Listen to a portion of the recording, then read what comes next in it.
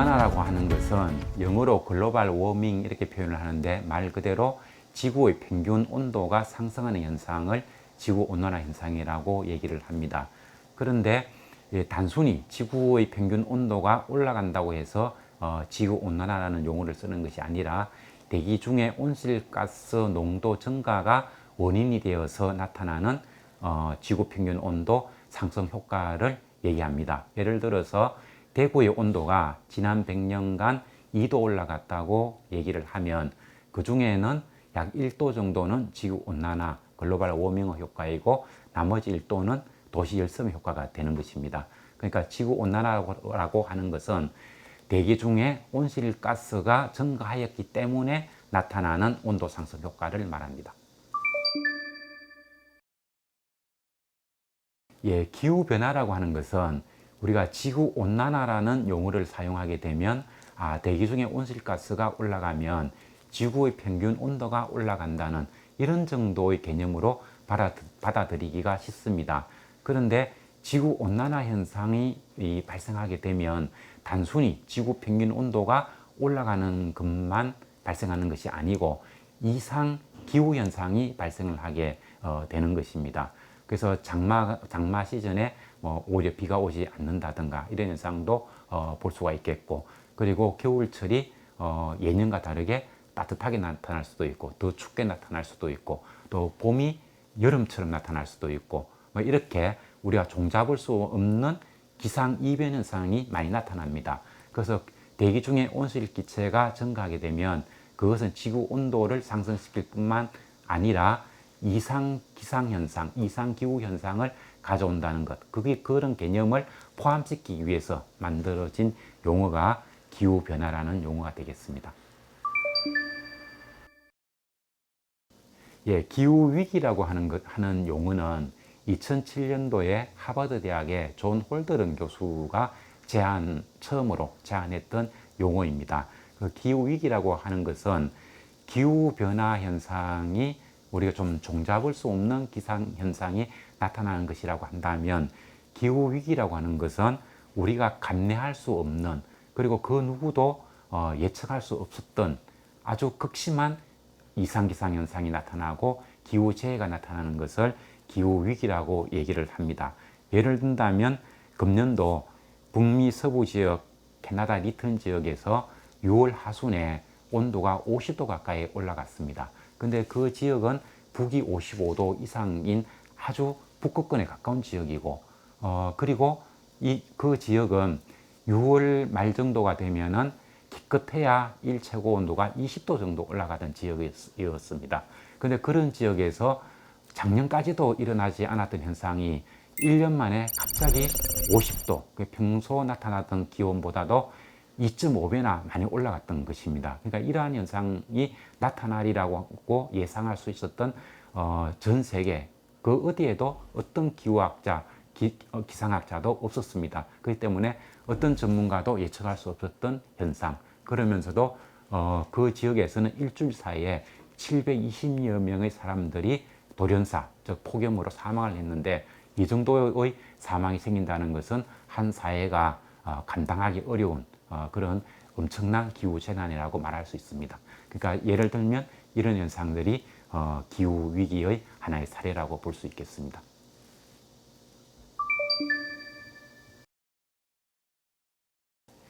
기후 위기로 인해 나타나는 현상과 심각성에 대해서는 기후 변화를 이야기함에 있어서 주로 흔히 사용하는 용어 중에 클라이메이트 타깃, 즉 기후 타깃이라고 하는 용어가 있는데, 이것을 가지고 설명하는 것이 이해하기 쉬울 것 같습니다.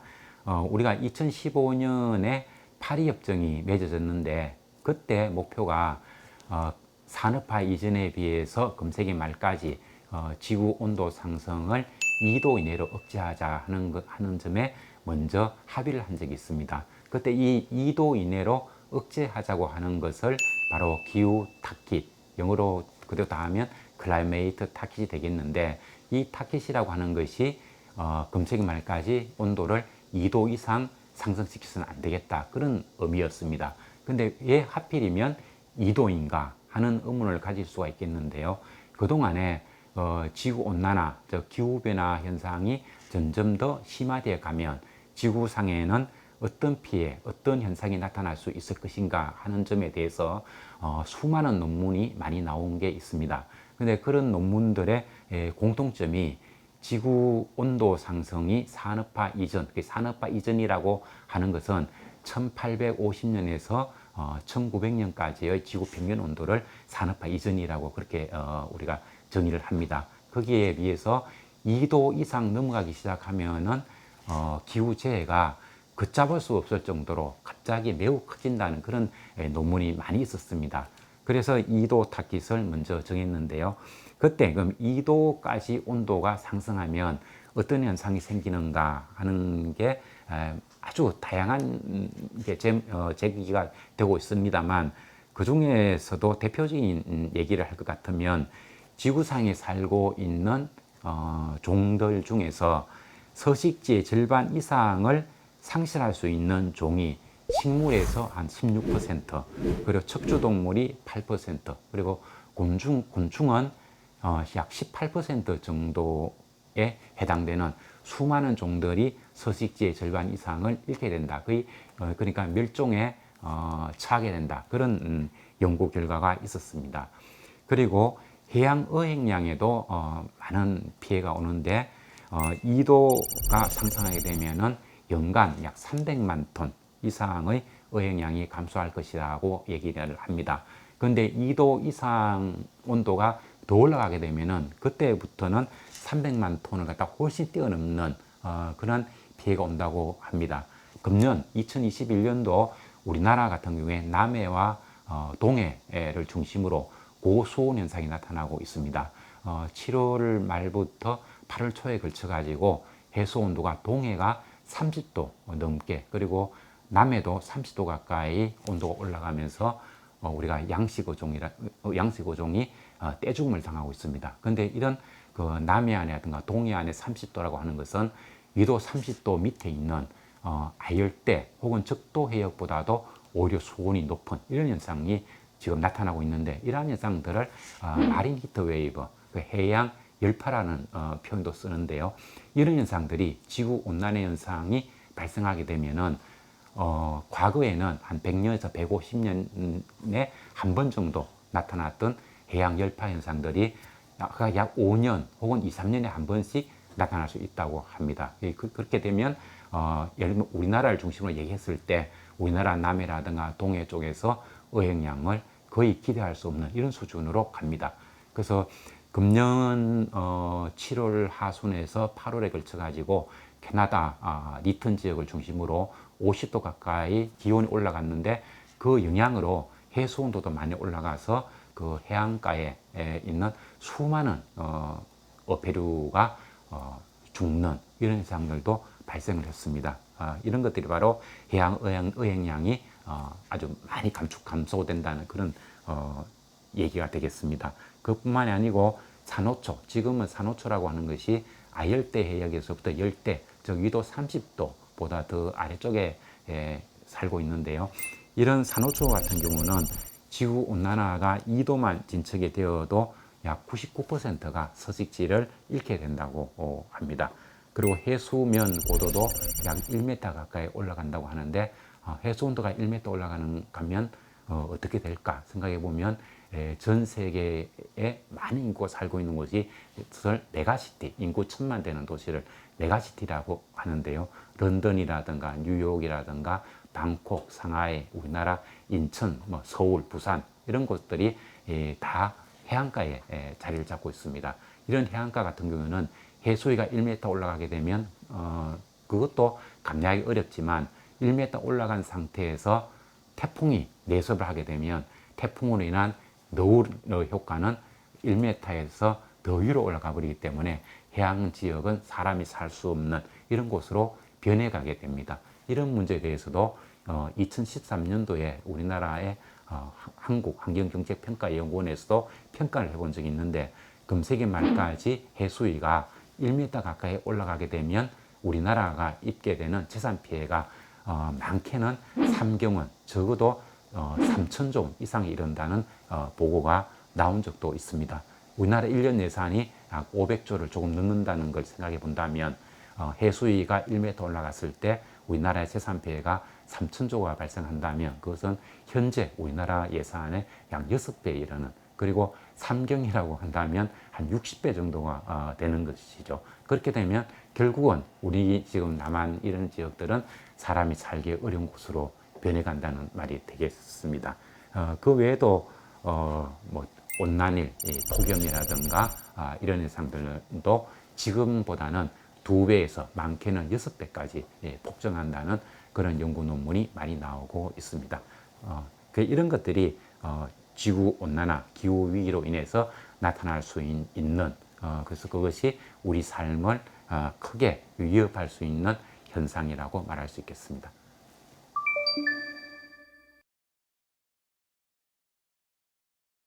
탄소 중립이라고 하는 것은 대기 중의 온실가스 농도가 더 이상 증가하지 않도록 만드는 상태라고 정의할 수가 있겠습니다.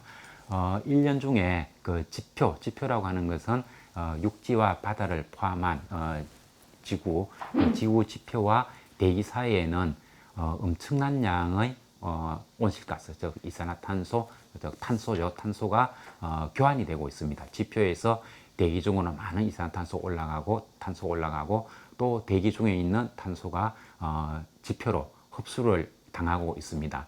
근데 그 양을 대략적으로 살펴보면 이산화탄소 중에서 O2, 즉 산소의 질량을 빼고 탄소 질량만 가지고 얘기를 하게 되면은 해수 표면에서 대기로 올라가는 탄소 양이 1년에 90기가톤, 그 기가라고 하는 것은 10억이니까 약 900억 톤 정도의 탄소가 대기 중으로 올라갑니다.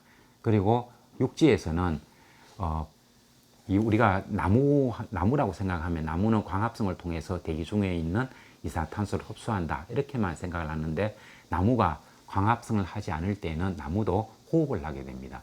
그래서 나무의 호흡 과정을 통해서 대기로 올라가는 이산화탄소가 약 60기가톤, 그리고 땅에는 박테리아라든가 미생물들이 땅 속에 있는 유기물질을 분해시켜서 이산화탄소라든가 메탄 가스를 대기 중으로 올려보냅니다. 그 양이 또 약 60기가톤이 된다고 합니다. 그러니까 바다에서 90기가톤, 그다음에 육지에서 120기가톤, 그래서 210기가톤이 대기로 올라갑니다. 거기에 비해서 인간 활동, 즉 우리가 화석연료를 연소시킨다든가 혹은 산업 공정 혹은 그 토지 이용, 목장을 이용한다든가 농사를 짓는다든가 그런 과정을 통해서 대기 중으로 올려보내는 탄소 양은 9기가톤에 불과합니다. 그러니까 1년 중에 자연에서 대기로 올라가는 탄소가 210기가톤인데 사람이 대기 중으로 올려보내는 이산탄소량은 9기가톤입니다. 그러니까 비율로 따지면 약 4% 정도에 불과한 것이죠.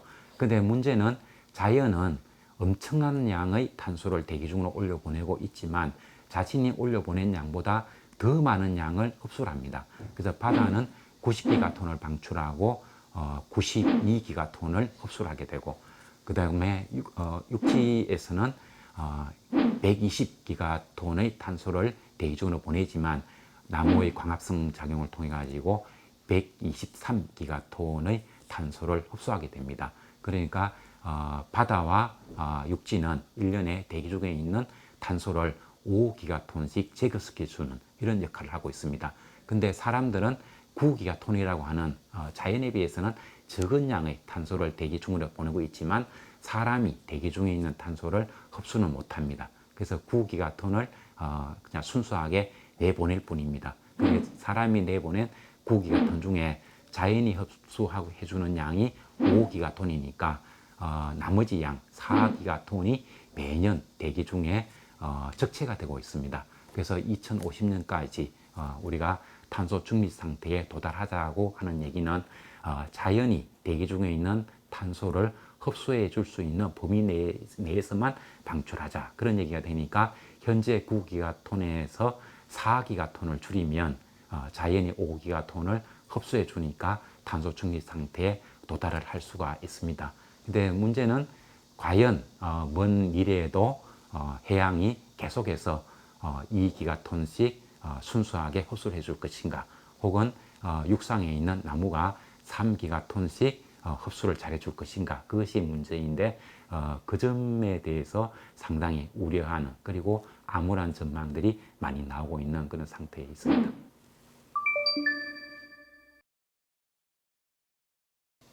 예, 오늘날 기후위기가 발생한 원인이 대기 중에 온실가스 중에 약 75%가 이산화탄소니까 이산화탄소라고 표현을 해도 되겠습니다. 산업화 이후에 우리가 많은 에너지를, 우리가 산업화를 위해서 필요하는 많은 에너지를 화석연료, 즉 석탄이라든가 석유 이런 곳에서 얻음으로써 발생한 현상들입니다. 따라서 대기 중에 온실가스, 즉 이산화탄소 농도가 높으면 높을수록 지구 온도는 많이 올라가고, 거기에 비례해서 우리가 우려하는 이상기후 현상, 기후재해, 기후재난이 많이 발생을 하게 됩니다.